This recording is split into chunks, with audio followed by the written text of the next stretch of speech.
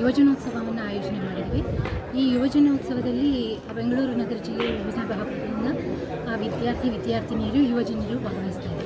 ಇವತ್ತಿನ ದಿನ ನಾವು ಜನಪದ ನೃತ್ಯ, ಗೀತೆ, ಗುಂಪು ಮತ್ತು ವೈಯಕ್ತಿಕ ವಿಭಾಗಗಳಲ್ಲಿ ಸ್ಪರ್ಧೆಗಳು ಹಾಗೂ ಡ್ರಾಯಿಂಗು, ಕತೆ ಬರೆಯೋದು, ಕವನ ಬರೆಯೋದು, ವಿಜ್ಞಾನ ಪ್ರದರ್ಶನ ಹಾಗೂ ಭಾಷಣ ಕಲೆ, ಹಾಗೆ ಇನ್ನೂ ಅನೇಕ 19 ಬಗೆಯ ಸ್ಪರ್ಧೆಗಳನ್ನು ಆಯೋಜನೆ ಮಾಡ್ತಾ ಇದ್ದೀವಿ.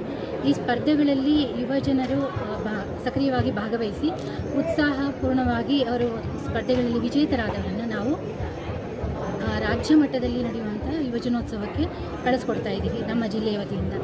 ಅಲ್ಲಿ ವಿಜೇತರಾದವರು, ರಾಜ್ಯ ಮಟ್ಟದಲ್ಲಿ ವಿಜೇತರಾದರು ರಾಷ್ಟ್ರ ಮಟ್ಟದಲ್ಲಿ ಜನವರಿ 12ನೇ ತಾರೀಕು ಸ್ವಾಮಿ ವಿವೇಕಾನಂದರ ಜನ್ಮ ದಿನಾಚರಣೆ ಪ್ರಯುಕ್ತ ನಡೆಯುವಂಥ ರಾಷ್ಟ್ರ ಯುವಜನೋತ್ಸವದಲ್ಲಿ